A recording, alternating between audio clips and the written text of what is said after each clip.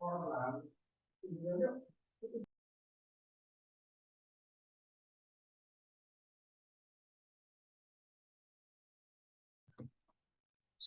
warahmatullahi wabarakatuh. Selamat malam semuanya. Oke, apa kabar semuanya? Semoga sehat-sehat semua ya. Pertemuan kali ini kita akan membahas zat adiktif yaitu ganja. Malam, Mbak. Oke, yang pertama, apa sih itu ganja? Mungkin yang ada di pikiran teman-teman saat ini ganja itu adalah banyaknya apa ya? Tentang hal-hal negatif tentang ganja seperti narkoba dan orang-orang yang pecandu gitu ya. Mari kita bahas. Oke, ganja. Ganja sendiri merupakan salah satu zat adiktif yang termasuk narkotika golongan satu, di mana dapat membuat si pemakai atau yang mengkonsumsinya ketagihan dan menjadi ketergantungan terhadap ganja.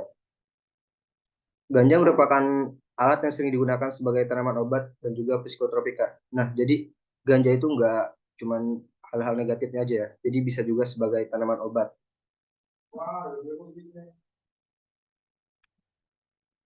Kemudian manfaat atau kegunaan ganja. Yang pertama, di dunia medis itu ganja diolah menjadi obat.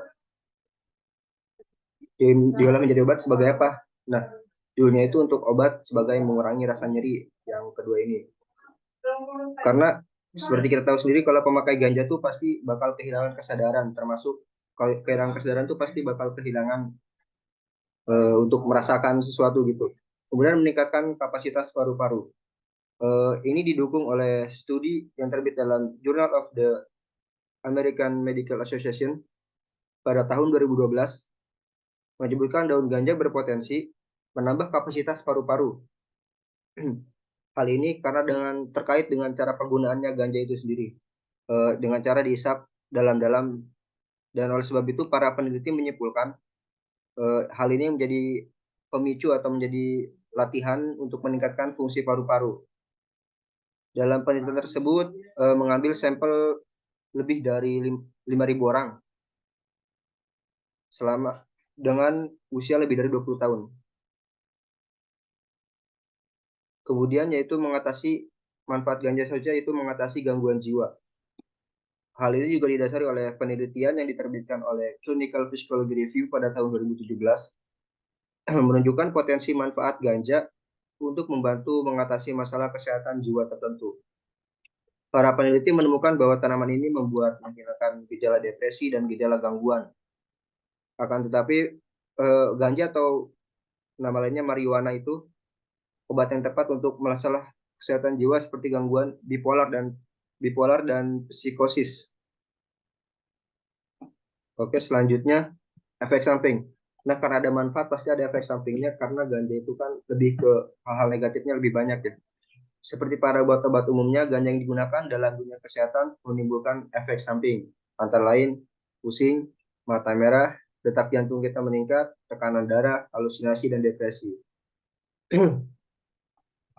Walaupun tidak sepenuhnya mendukung ini, pengembangan sindrom hypnesis cannabinoid menyebabkan mual dan muntah, masalah konsentrasi dan memori akibat paparan yang terjadi saat di dalam rahim. Kemudian dampak dari penyalahgunaan ganja sendiri. Dampak yang pertama adalah terganggunya sistem kerja pada otak.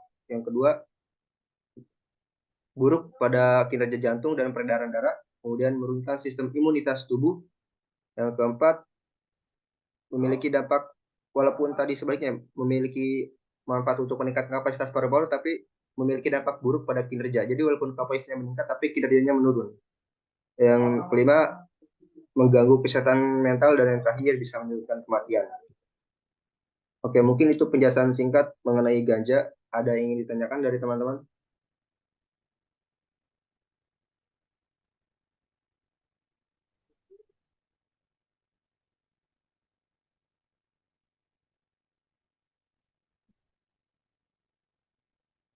Kalau tidak ada, mungkin dicukupkan karena mengingat waktunya. Sebenarnya, Pak, Oh iya, silakan. Siapa tadi?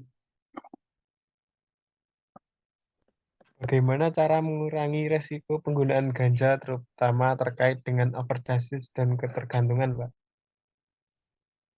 Cara mengurangi risiko penggunaan ganja. Gimana tadi? Iya, Pak. Mana cara mengurangi resiko penggunaan ganja, terutama terkait dengan overdosis dan ketergantungan? Yang pertama sendiri ya ganja itu di Indonesia itu belum legal, jadi nggak boleh kita menggunakan ganja kalau bukan dari dokter atau dari dosisnya gitu, dikasih dosisnya. Jadi yang pertama sendiri kita nggak mungkin kita bisa pakai ganja kalau kita nggak kena penyakit, kecuali kita sendiri itu apa ya, kayak teman-teman kita pemakai ganja juga lah. Jadi yang pertama sendiri untuk mencegah pemakaiannya yaitu mencari teman yang baik, kumpulan yang baik, agar kita tidak terjerumus dalam narkotika. Yang kedua, bila kita memang memakai ganja sendiri untuk seperti tadi ya, obat itu pasti sudah ada dosisnya. Maka ikutilah dosisnya agar tidak overdosis. Ya, mungkin dua itu aja cara untuk mengatasi overdosis ganja. Baik, terima kasih, Mbak. Oke, apakah ada lagi yang ingin ditanyakan?